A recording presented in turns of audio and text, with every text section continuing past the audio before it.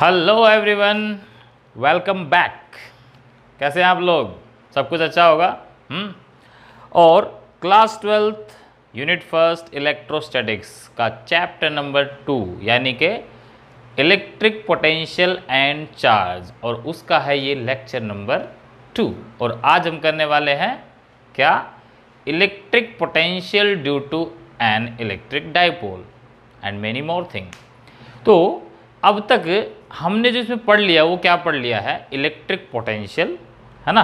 क्या पढ़ लिया है? Electric potential difference.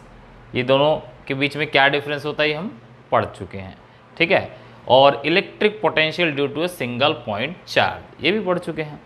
तो इससे आगे जो पढ़ेंगे हम वो डाइपोल की वजह से फील्ड पढ़ेंगे। तो बेटा मैं हूँ सक्षम वत्स, आपका फिजिक्स टीचर, और करते हैं शुरू आज का लेक्चर, ठीक है।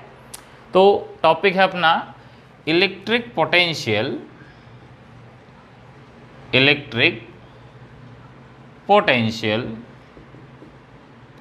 Due to an electric dipole.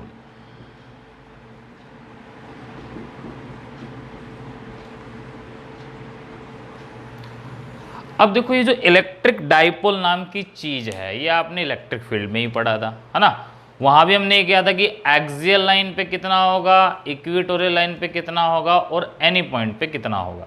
तो यही तीन केस यहाँ भी हो सकते हैं, बट हम सीधे निकालते हैं किसी भी पॉइंट पे। बाद में स्पेशल केस लेके एक्सियल इक्वेटोरियल को सोल्व कर देंगे। अलग अलग भी निकाल सकते हैं, ऐसी कोई बात नहीं है, बट हम सीधा ही एट एनी पॉइंट लेके चलते हैं, ठीक है। तो थोड़ा सा समझते हैं। अब हमने पढ़ा है इलेक्ट्रिक पोटेंशियल, अब यहाँ पढ़ना है डाइपोल की वजह से। तो डाइपोल क्या होता है? डाइपोल क्या होता है? एक ऐसी अरेंजमेंट जिसमें आपको दो चार्ज गिवन है, दोनों का मैग्नीट्यूड सेम होना चाहिए, पोलैरिटी अलग होनी चाहिए। ये पॉइंट है आपका ए, ये पॉइंट है आपका बी, यानी कि यहाँ चार्ज हो गया -Q और यहाँ चार्ज हो गया +Q। -10 है तो इधर +10 है, इसी को डाइपोल बोलते हैं। ये आपका इसका सेंटर पॉइंट हो गया O। तो यहाँ से ये डिस्टेंस कितना हो जाएगा A, और यहाँ से ये डिस्टेंस कितना हो जाएगा A, और इससे एट ए डिस्टेंस R मान लो एक पॉइंट है P, जहाँ पर हमें ये बताना है कि इलेक्ट्रिक पोटेंशियल कितना होगा, ठीक है। अब सिंपल सी बात याद करो, सुपरपोजिशन प्रिंसिपल में हमने क्या पढ़ा था भाई? यहाँ चार्ज है माइनस, यहाँ चार्ज है प्लस, दो चार्ज है तो टोटल पोटेंशियल कितने होंगे? दो। दोनों को उठा के जोड़ दो, बस आ गया आंसर।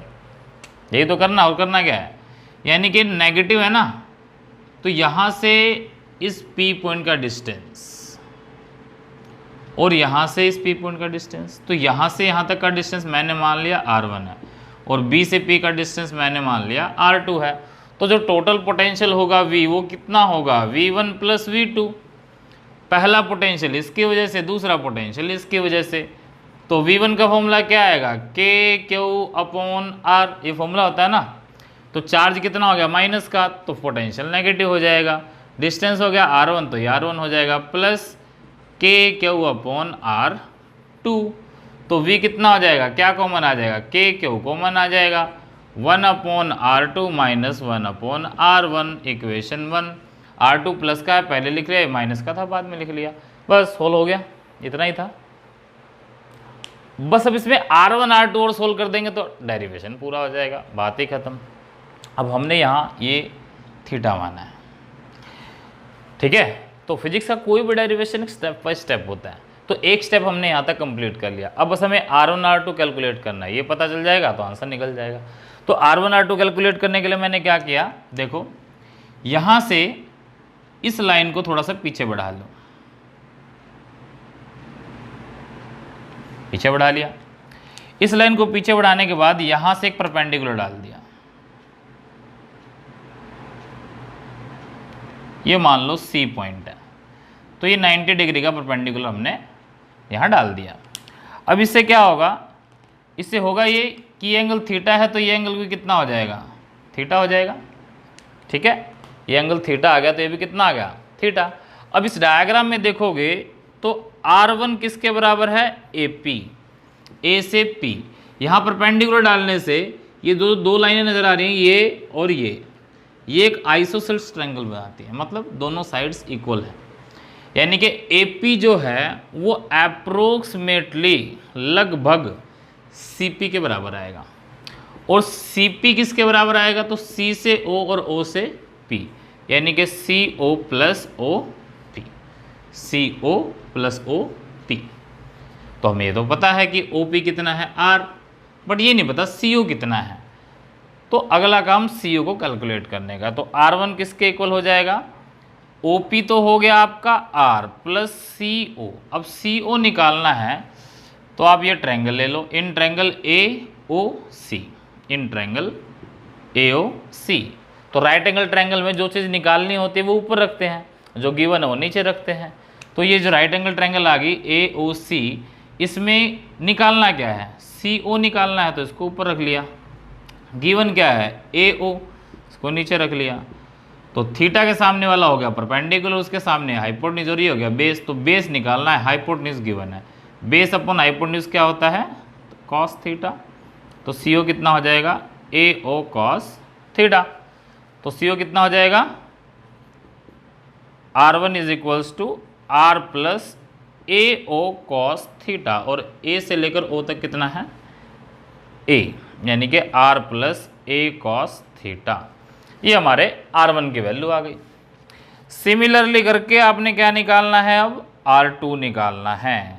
तो R2 कितना होगा? R2 देख लो भाई, R2 कितना है? BP, and BP approximately equal to, यहां से भी क्या करो, एक परपेंडिकुलर डाल दो ऐसे, ये परपेंडिकुलर डाल दिया D। तो ये भी बायसिमेट्री, जो BP है वो DP के बराबर आएगा।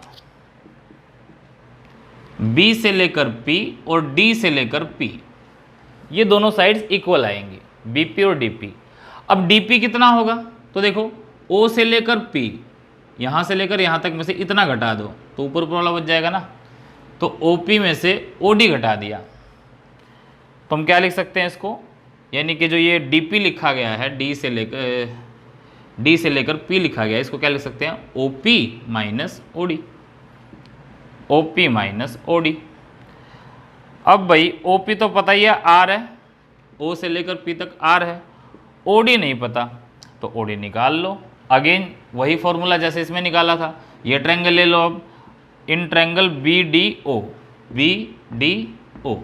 इस ट्रायंगल में थीटा के सामने परपेंडिकुलर, उसके सामने हाइपोटेन्यूज, तो बेस निकालना है आपको OD, यानी कि बेस निकालना है। अगेन हाइपोटेन्यूज गिवन है, फिर वही कॉस थीटा हो जाएगा। तो OD कितना हो जाएगा? OB कॉस थीटा, बिल्कुल वैसा ही है पहले जैसा ही। तो यहाँ लिख देंगे OB कॉस थीटा, और R2 हो जाएगा R minus A cos theta. ठीक है, यहाँ A कॉस थीटा निकल गया, यहाँ भी A कॉस थीटा निकल गया है, क्योंकि फॉर्मूला बिल्कुल सेम था। तो यहाँ R प्लस A हो गया, यहाँ R माइनस A हो गया। ये दोनों वैल्यू उठाकर कहाँ पुट करनी है? इक्वेशन 1 में। तो इक्वेशन 1 में पुट करो, V कितना आएगा? KQ 1/R2, R2 कितना है? तो 1/R minus A cos theta minus 1/R plus A cos theta, क्योंकि R1 की वैल्यू आई है ये। इसको सोल्व कर दो। सोल्व करेंगे तो कैसे होगा? V is equals to KQ, LCM क्या आएगा? R minus A cos theta, R plus A cos theta. यहाँ R माइनस A से R माइनस A कैंसिल हो जाएगा, ये क्या बचेगा? R plus A cos theta. यहाँ R प्लस A से R प्लस A कैंसिल हो जाएगा, क्या बचेगा? R minus A cos theta. अब ये माइनस साइन देखो अंदर ले जाएंगे तो ये माइनस का हो जाएगा, ये प्लस का हो जाएगा। इस तरह से सोल्व हो जाएगा ये। इसमें से R से R कैंसिल हो जाएगा, बचेगा क्या? V is equals to KQ multiply में A कॉस थीटा कितना हो गया? 2A cos theta. नीचे हो गया A minus B A plus B का फॉर्मूला, आइडेंटिटी बन गई ना। R minus A cos theta, R plus A cos theta क्या बनेगा? R square minus A square cos square theta. अब ये जो Q इंटू 2A है, याद करो Q इंटू 2A कितना होता था? P। तो ये क्या फॉर्मूला बन गया? K इंटू में P cos theta upon R square minus A square cos square theta. ठीक है, तो ये आपके पास फाइनल आंसर आ गया।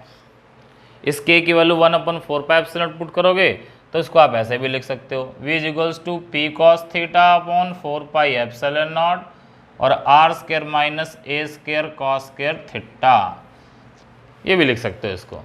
तो ये हमारा हो गया derivation for electric potential at any point due to an electric dipole, है ना। ये तो एट एनी पॉइंट आ गया। अब अगर मान लो हमारा डाइपोल हो जाए शॉर्ट, डाइपोल कैसा हो जाए, शॉर्ट हो जाए, छोटा हो जाए, तो कैसे होगा देखते हैं। तो फॉर आइडियल डाइपोल, या हम कहते हैं इसको क्या, शॉर्ट इलेक्ट्रिक डाइपोल, जब अपना डाइपोल आइडियल हो या शॉर्ट इलेक्ट्रिक डाइपोल हो तो क्या होगा, तो शॉर्ट इलेक्ट्रिक डाइपोल में निकालो वैल्यू क्या आएंगी। शॉर्ट इलेक्ट्रिक डाइपोल में आर की वैल्यू क्या होती है, मच मच ग्रेटर देन ए, यानी कि जो डिस्टेंस है बहुत ज़्यादा होता है इस ए के कंपैरिजन में, तो यहाँ से ए नेगलेक्ट हो जाएगा, क्या बचेगा, v is equals to P cos theta upon, मान लो ये लिखें 4πε0 और r² माइनस a² है, तो ये a² तो नेगलेक्ट हो जाएगा क्योंकि छोटा है, तो बच गया r², तो v आ गया p cos theta upon 4πε0 r²। तो यहाँ से देख सकते हो कि v जो है वो r² के इन्वर्सली है, यानी पोटेंशियल और r² का ग्राफ कैसा बनेगा, ऐसा बनेगा। बट एक चीज़ ध्यान देने वाली क्या है कि जब हम सिंगल पॉइंट की बात करते हैं, सिंगल पॉइंट में क्या लिखते थे, k/r, तो यहाँ पोटेंशियल क्या होता था, r के इन्वर्सली, बट यहाँ पोटेंशियल क्या है, r² के इन्वर्सली है। तो ये कई बार पूछा जाता है, पीछे भी मैंने बताया था इलेक्ट्रिक फील्ड वाले चैप्टर में कि इलेक्ट्रिक फील्ड हो सिंगल चार्ज की वजह से तो E r² के इन्वर्सली होता है, बट जब डाइपोल आ जाता है तो E r³ के इन्वर्सली होता है। ऐसे ही जब सिंगल चार्ज होगा तो V r के इन्वर्सली होगा, और जब चार्ज सिंगल ना होकर डाइपोल के केस में आएगा तो r² के इन्वर्सली आएगा, जैसे यहाँ आया हुआ है। इसी तरह इसमें अगर हम स्पेशल केस ले लें, स्पेशल केस क्या है, तो स्पेशल केस है कि जब एट एक्सियल लाइन, कौन सी लाइन, एट एक्सियल लाइन। अब एक्सियल लाइन पे निकालना है तो एक्सियल लाइन पे थीटा कितना हो जाएगा, 0। देखो ये पी पॉइंट यहाँ ना होगे, इस लाइन पे यहाँ आ जाए तो एंगल तो 0 हो गया, ठीक है। जब थीटा 0 हो गया तो v कितना आएगा, p cos 0 हो जाएगा 1, बच जाएगा 4πε0 r²। तो एक्सियल पे निकालने का ये फॉर्मूला हो जाएगा। और अगर पूछ ले एट इक्वेटोरियल लाइन, तो इक्वेटोरियल लाइन पे कितना होगा, थीटा कितना होगा 90, cos 90 कितना होता है, अच्छे से पता है आपको, cos 90 0। तो इक्वेटोरियल लाइन पर, किसी भी डाइपोल के इक्वेटोरियल लाइन पर पोटेंशियल हमेशा 0 होता है, याद रखना।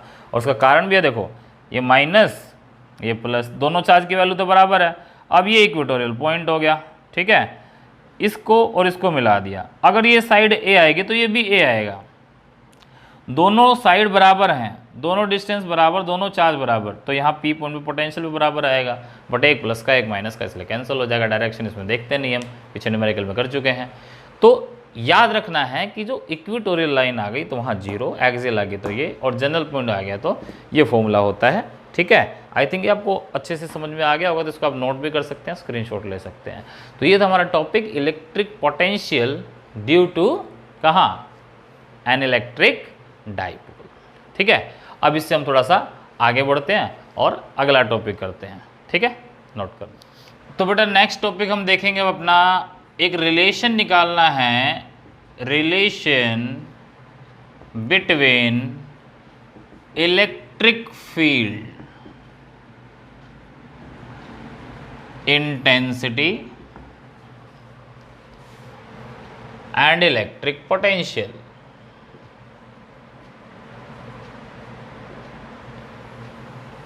इलेक्ट्रिक फील्ड में और इलेक्ट्रिक पोटेंशियल में हमने एक रिलेशन निकाल के दिखाना है, ठीक है। अब देखो रिलेशन निकालने से पहले एक चीज समझाऊंगा आपको, जैसे E देखो क्या है, k/r², और V क्या है, k/r। तो एक रिलेशन तो आपको यहीं से नजर आ रहा होगा कि k/r² को r × r ऐसे लिख दें तो ये क्या है, V तो है, तो E हो गया V/r, बस यही रिलेशन है। मैथमेटिक्स के अंदर यानी कि न्यूमेरिकल्स के अंदर यही रिलेशन ज़्यादा काम आने वाला है, इसी को हमने डिराइव करना, बट इसको थोड़ा सा और अच्छे फॉर्म में डिराइव करेंगे ताकि हम डायरेक्शन को भी समझ सके। तो इसलिए हम क्या करेंगे, इसके अंदर सबसे पहले चार्ज कंसीडर करेंगे। तो मान लो हमारे पास एक चार्ज है प्लस क्यू, अब इससे एट ए डिस्टेंस आर या किसी भी डिस्टेंस पे इसके इलेक्ट्रिक फील्ड के अंदर 2 पॉइंट मान लो, ए मान लो और बी मान लो, दोनों के बीच का डिस्टेंस मान लिया डी आर है। अब अगर मान लो कोई टेस्ट चार्ज यहाँ रखा होगा क्यू नोट, ठीक है, टेस्ट चार्ज क्यू नोट रखा है, तो इस पॉजिटिव चार्ज की वजह से इस पर जो फोर्स लगेगी वो इधर लगेगी, और वो कितनी होगी, क्यू नोट इंटू में ई, है ना, फोर्स की वैल्यू क्यू नोट ई होगी। हमें मूव करवाना है ए से B, D R distance, angle हो गया 180 डिग्री, ये होगा ना। तो कुल मिला के जो वर्क डन आएगा डी डब्ल्यू वो कितना आएगा, force into displacement F dot D R, dot product हटाएंगे तो क्या आएगा, कॉस थीटा, यानी कि F D R cos 180 degree. Cos 180 कितना होगा, तो -1, तो माइनस बाहर ले लिया, बच गया एफ डी आर। एफ की वैल्यू पुट कर दो, कितनी आएगी, एफ की वैल्यू क्या है, क्यू नोट इंटू में ई इंटू में डी आर, ठीक है। इस क्यू नोट को इधर ले आओ, तो D W by Q naught is equals to minus E into D R, ये आ गया। अब याद करो हमने पढ़ा था V क्या होता है, वर्क पर unit test charge, work done in moving the test charge from one point to another, एक पॉइंट से अनदर लाने में जो वर्क होता है वही होता है ना। अब याद करो हमने पोटेंशियल डिफरेंस पढ़ाया था। अब A से B, इन्फिनिटी से A लाता तो A का पोटेंशियल होता, बट A से B लाऊंगा तो इन दोनों के बीच का क्या हो गया, पोटेंशियल डिफरेंस, dV हो गया ना। यानी कि V अगर W बाई क्यू नोट है तो dV क्या होगा, dW बाई क्यू नोट, ये भी बोल सकते हो। तो इसके जगह मैं क्या लिख सकता हूँ, dV is equals to minus E D R, और E क्या हो जाएगा, minus dV upon D R, ठीक है। यानी कुल मिला के ए से लेके बी तक जो वर्क हुआ वो इन दोनों के पॉइंट का पोटेंशियल डिफरेंस हुआ, तो ये जो वर्क डन है पोटेंशियल डिफरेंस के बराबर है, dV के बराबर। तो हम इसको dV लिख सकते हैं, यहाँ से E क्या आ जाएगा, minus dV by D R. अब ये एक इंपॉर्टेंट रिलेशन आ गया, E equal to minus dV by D R, और यहाँ जो dV बाई डी आर है इसे बोलते हैं हम पोटेंशियल ग्रेडियंट। बड़ी इंपॉर्टेंट टर्म है, क्या बोलते हैं, पोटेंशियल ग्रेडियंट, इसको बोलेंगे पोटेंशियल ग्रेडियंट। अब पोटेंशियल ग्रेडियंट तो आ गया, ठीक है, मगर ये स्केलर होगा या वेक्टर, तो यहां से देखो इलेक्ट्रिक फील्ड वेक्टर होता है, तो ये भी क्या होगा, it is a vector quantity. अब वेक्टर क्वांटिटी है तो डायरेक्शन भी होगी। अब क्योंकि यहां देख रहे हो नेगेटिव साइन है, इसका मतलब पोटेंशियल ग्रेडियंट की डायरेक्शन हमेशा इलेक्ट्रिक फील्ड से अपोजिट होगी, या ये कह दो इलेक्ट्रिक फील्ड की डायरेक्शन पोटेंशियल ग्रेडियंट से अपोजिट होगी। तो it's direction is always opposite to electric field. Electric field से हमेशा कैसी होगी, इसकी डायरेक्शन ऑपोजिट होगी, ठीक है। यूनिट क्या होगी, तो इसकी ऐसा यूनिट हो जाएगी वोल्ट पर मीटर, वोल्ट पर मीटर, ये इसकी ऐसा यूनिट हो जाएगी, ठीक है। तो हम कहते हैं ना इलेक्ट्रिक फील्ड की 2 यूनिट होती है, एक न्यूटन पर कूलम, इलेक्ट्रिक फील्ड की ये होती है ना F बाय क्यू नोट, तो यहाँ से निकालते हैं न्यूटन पर कूलम यूनिट आती है। दूसरी यूनिट यहाँ से आती है वोल्ट पर मीटर, ये भी इलेक्ट्रिक फील्ड की यूनिट हो सकती है, ठीक है, कोई दिक्कत। तो ये हो गया हमारा पोटेंशियल ग्रेडियंट और इसके बीच में रिलेशन। अब एक दो और इसकी बात, एक तो डायमेंशंस भी अगर हम निकालेंगे इसमें, तो पोटेंशियल ग्रेडियंट का डायमेंशनल फॉर्मूला वही आएगा जो इलेक्ट्रिक फील्ड का होता है, यानी कि MLT-3A-1, ठीक है। तो इसको आप नोट कर लीजिए ताकि मैं इसको रब करके नेक्स्ट आगे करूं, ठीक है। पॉज करके नोट कीजिए या फिर स्क्रीनशॉट ले लीजिए, बाद में नोट करना। तो अब इसको आगे बढ़ाते हैं। ये तो हमने इसके बारे में बेसिक चीज़ें पढ़ ली कि भाई ये रिलेशन आ गया। अब इस रिलेशन की सिग्निफिकेंस क्या क्या है वो और पढ़ लेते हैं, वो और समझ लेते हैं। तो क्या होगा, अब रिलेशन आया हमारे पास E is equals to minus dV upon dr। अब क्वेश्चन क्या आता है, कई बार देखो क्वेश्चन कैसे आता है, क्वेश्चन आता है कि at a point value of electric field is 0, then what will be the value of potential there? अब आंसर देखो, हमने कहा कि भाई एक पॉइंट पे इलेक्ट्रिक फील्ड 0 है, एक पॉइंट पे इलेक्ट्रिक फील्ड 0 है तो dV/dr क्या हो गया 0। तो कई बच्चे आंसर करेंगे E 0 हो गया सर, तो dV/dr 0 हो गया, V भी 0 हो गया। नहीं, याद करो जो ये डिफरेंशिएशन वाली क्वांटिटी है ये क्या है, अगर किसी क्वांटिटी का डिफरेंशिएशन 0 हो तो क्वांटिटी क्या होती है कांस्टेंट। तो v will not be equal to 0 बल्कि v क्या होगा कांस्टेंट होगा। तो वहाँ ये लिखेंगे कि E 0 है तो जरूरी नहीं v भी 0 होगा, v होगा कांस्टेंट। और इसका अगर उल्टा कर देते कि अगर भाई हम कहते v 0 है तो E कितना होगा, तो E भी कितना होगा 0। क्यों? क्योंकि 0 रखो, 0 का डिफरेंशिएशन क्या आएगा 0, ये नहीं होगा कि यहाँ E कांस्टेंट हो जाएगा। तो एक इस तरह का भी क्वेश्चन, इस तरह का भी सवाल पूछ लेते हैं, ठीक है, इस तरह का भी सवाल क्या कर लेते हैं पूछ लेते हैं। अब एक चीज़ और ध्यान देने वाली बात है इसमें, वो है डायरेक्शन से रिलेटेड, ये आप नोट कर सकते हो, स्क्रीनशॉट ले सकते हो। तो डायरेक्शन से रिलेटेड वो बात क्या है, हमने पढ़ लिया कि भाई E क्या आ गया -dV/dr, E क्या आया है -dV/dr, ये निकल के आया है। तो इसमें जो नेगेटिव साइन है ये शो कर रहा है कि जो डायरेक्शन होगी, direction of electric field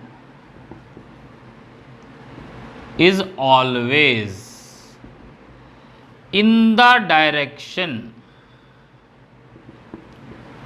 of decreasing potential.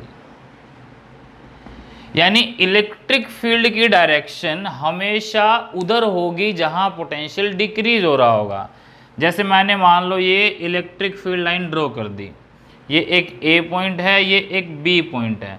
अब इलेक्ट्रिक फील्ड ऐसे जा रहा है ना, ये ऐसे जा रहा है इलेक्ट्रिक फील्ड लाइन, तो मैं कहूंगा ए से बी की तरफ जा रहा है, इसका मतलब बी पर पोटेंशियल कम है, ए पर पोटेंशियल ज़्यादा है। जैसे कहते हैं ना टेम्परेचर, हीट का फ्लो कहाँ से कहाँ होता है, हाई से लो होता है कि लो से हाई। तो नेचुरली क्या है, हीट हमेशा हाई से लो की तरफ जाती है, हाई टेम्परेचर से लो टेम्परेचर की तरफ। इसी तरह चार्ज कहाँ फ्लो करेगा, तो हाई पोटेंशियल से लो पोटेंशियल की तरफ। प्रूफ भी देख लो, मान लो भाई मेरा चार्ज यहाँ था प्लस क्यू, तो प्लस क्यू की वजह से इलेक्ट्रिक फील्ड आउटसाइड होती है ना। अब मैं मान लूँ ये एक पॉइंट यहाँ के पॉइंट है, ये एल पॉइंट है, ये एम पॉइंट है, ये 1 मीटर दूर है, ये यहाँ से 2 मीटर दूर है, और ये वाला यहाँ से 3 मीटर दूर है। तो के पॉइंट का पोटेंशियल कितना होगा, के क्यू बाय 1, वी के आ गया, वी एल कितना होगा के क्यू बाय 2, वी एम कितना होगा के क्यू बाय 3। तो ध्यान दो, जितना पॉइंट दूर जा रहा है, जितना पॉइंट दूर जा रहा है उतना पोटेंशियल कम होता जा रहा है। यहाँ हाफ हो गया, यहाँ 1/3 हो गया। तो इलेक्ट्रिक फील्ड हमेशा किसकी तरफ जाएगा, जहाँ पोटेंशियल डिक्रीज हो रहा होगा। तो बड़ा इंपॉर्टेंट पॉइंट है, इसको हम इसमें और करेंगे और न्यूमेरिकल समझेंगे तो और क्लियर हो जाएगा। तो ये बड़ा ध्यान से याद रखना है कि इलेक्ट्रिक फील्ड डायरेक्शन हमेशा कहाँ होती है, in the direction of decreasing potential. तो कुछ इसके सवाल देखते हैं, कुछ क्वेश्चन देखते हैं, तो और आपको अच्छे से समझ में आ जाएगा। ठीक है, तो बेटा एक न्यूमेरिकल देखते हैं क्या होगा।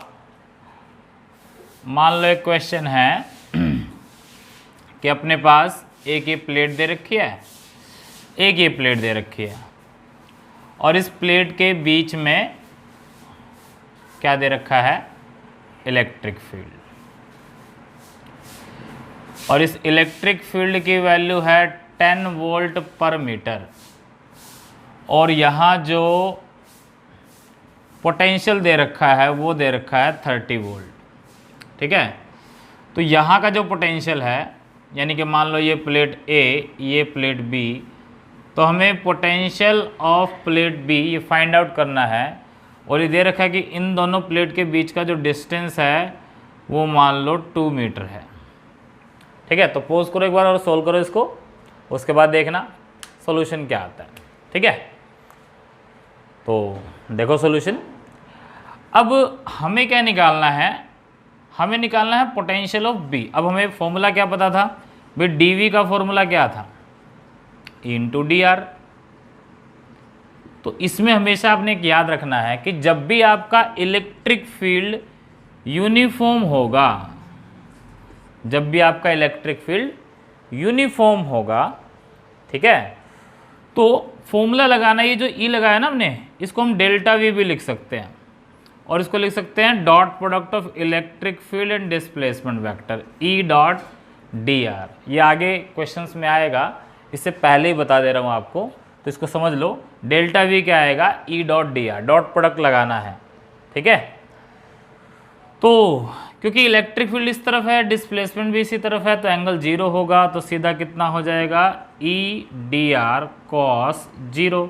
अब इलेक्ट्रिक फील्ड कितना है, कितना है इलेक्ट्रिक फील्ड 10, डी आर कितना है, डिस्टेंस कितना है 2 मीटर, कोस 0 हो गया 1, तो डी वी आ गया आपके पास, और डी वी को क्या बोलते हैं, पोटेंशियल डिफरेंस। ठीक है, डी वी क्या बोलते हैं, पोटेंशियल डिफरेंस। अब एक बात देखो, इलेक्ट्रिक फील्ड इधर से इधर जा रहा है, तो ज़्यादा कौन सा होगा, ए, तो क्या हो जाएगा ये V A minus V B is equals to 20।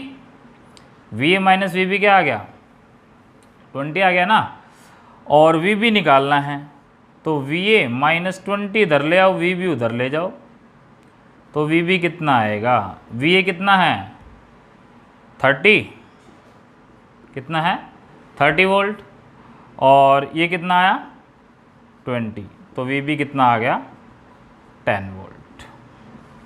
तो 10 वोल्ट आपका क्या आ जाएगा, आंसर आ जाएगा।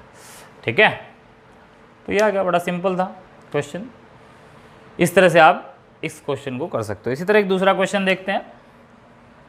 क्वेश्चन है ये ऐसे ही, एक यूनिफॉर्म आपको क्या दे दी, इलेक्ट्रिक फील्ड लाइंस दे दी। ठीक है, अब इलेक्ट्रिक फील्ड लाइंस यूनिफॉर्म दे दी, और हमने यहाँ एक स्क्वायर ड्रॉ कर लिया। ठीक है, इसका नाम रख लिया ए बी सी डी, ये 1 1 1, सारी साइड 1 है। ठीक है, ये इलेक्ट्रिक फील्ड है, और हमें बताना है इसके अंदर, चलो आप निकालो, एक तो बताना है कि V B minus V A ये कितना होगा, दूसरा बताना है V A minus V C ये कितना होगा, तीसरा बताना है V A minus V D ये कितना होगा, और एक चौथा और कर लेते हैं V C minus V B ये कितना होगा। चारों निकालो, चलो सॉल्व कीजिए, करो करो करो, जल्दी सॉल्व करो, फिर मैं करता हूँ, या तो पॉज कर लो, पॉज करके सॉल्व करो। खुद सॉल्व करोगे तभी ये क्वेश्चंस होंगे बेटा, नहीं तो मैं कितने क्वेश्चंस करा दूँ आपको आएंगे नहीं, समझ तो आ जाएगा मगर सॉल्व नहीं होगा। तो देखो, सबसे पहले निकालना हमने V B minus V A, B point का पोटेंशियल और ए पॉइंट के पोटेंशियल का डिफरेंस निकालना है, यानी कि वही क्या निकालना है, डी वी ही तो निकालना है। और फॉर्मूला क्या था, ई डी आर कॉस थीटा, यहाँ कॉस कितना हो जाएगा, इलेक्ट्रिक फील्ड इधर है, डिस्प्लेसमेंट भी इधर है, तो वैल्यू रख दो कितना, ई की वैल्यू, अब मान लो ई की वैल्यू मैंने नहीं दी थी, चलो ई की वैल्यू यहाँ ले लेते हैं 20 वोल्ट पर मीटर, तो कितना हो जाएगा 20, डी आर कितना है 1, कोस 0 कितना आएगा 1, तो डी वी कितना हो गया, है ना, एक बार देख लेते हैं, ई कितना दे रखा था 20, डी आर हो गया 1, कोस 0 1, तो हमारा आ गया 20। तो इसका मतलब इन दोनों पॉइंट के बीच का पोटेंशियल डिफरेंस 20 है। अब यहाँ पूछा है V B minus V A, अब मैं वी ए में से वी बी माइनस करूँ या वी बी माइनस में से वी ए माइनस करूँ, तो आंसर तो 20 ही आएगा दोनों केस में, बट एक में प्लस आएगा एक में माइनस। तो अभी हमने ये चेक करना है ये प्लस का आएगा या माइनस का, तो यहाँ देखो V B minus V A. अब इन दोनों बड़ा कौन सा बताओ, ये बड़ा है, क्यों, क्योंकि इलेक्ट्रिक फील्ड की डायरेक्शन हमेशा कहाँ होती है, in the direction of decreasing potential. तो बी का कम हो गया, ए का ज़्यादा होगा, कम में से ज़्यादा माइनस करेंगे आंसर क्या आएगा, नेगेटिव। तो इसका मतलब जो VB माइनस VA आएगा वो -20 वोल्ट आएगा। बस आ गया आंसर पहला। दूसरा आंसर निकालो। दूसरा है VA minus VC, VA minus VC, ये आंसर पॉजिटिव आएगा, पहले से ही आपको दिख रहा है। क्यों? क्योंकि ए पहले सी देखो दूर है, हालांकि तिरछा है मगर है तो इससे दूर, तो यहाँ कम होगा यहाँ ज़्यादा होगा, तो आंसर पॉजिटिव आना एक चीज़ पक्की है। अब ये डिस्प्लेसमेंट हो गया हमारा यहाँ से लेके यहाँ तक, और ये इलेक्ट्रिक फील्ड हो गया, तो इसके बीच का एंगल कितना हुआ, ये 45 डिग्री, ये 45 हुआ ना। तो E हो गया 20, DR हो गया ये कितना होगा 1, तो ये √2 होगा, √2 इंटू cos 45। सोल्व कर दो इसको, 20 √2 इंटू cos 45 होता है 1/√2, तो √2 से √2 कैंसिल हो जाएगा। VA माइनस VC कितना आ जाएगा 20 वोल्ट अगेन, बट किस चीज़ का, प्लस का माइनस का, प्लस का। ठीक है, तीसरा क्वेश्चन देखते हैं। तीसरा क्वेश्चन क्या है, ये है VA माइनस VD। अब इसको दो तरीके से देख सकते हो। VA बिल्कुल एक ही लाइन पर है, तो ये एक ही पॉइंट तो है सारे, यूनिफॉर्म इलेक्ट्रिक फील्ड लाइन में इस तरह से ये जो पॉइंट हैं ये एक ही, जिसमें 4 से इक्वल डिस्टेंस पे तो आएंगे, तो यहाँ हर पॉइंट का पोटेंशियल बराबर आएगा। बराबर आएगा तो डिफरेंस क्या आएगा, 0। इस तरह से कर सकते हो, या अपना फॉर्मूला लगा दो, यानी कौन सा, EDR, यहाँ इलेक्ट्रिक फील्ड के साथ एंगल कितना हो गया, cos 90 होता है 0, तो VA माइनस VD कितना हो गया बच्चों, 0। और ऐसा हम आगे पढ़ेंगे इक्वी पोटेंशियल सरफेस में, जब यूनिफॉर्म इलेक्ट्रिक फील्ड लाइन दे रखी होती है तो ऐसा इक्वी पोटेंशियल सरफेस भी ड्रॉ होता है। वो क्या होता है वो आगे करेंगे। तो चौथा क्वेश्चन देखते हैं। चौथा है VC माइनस VB, कराने की जरूरत ही नहीं, एंगल 90 सेम ऐसे 0 आएगा। तो इस तरह से क्वेश्चन हो गए।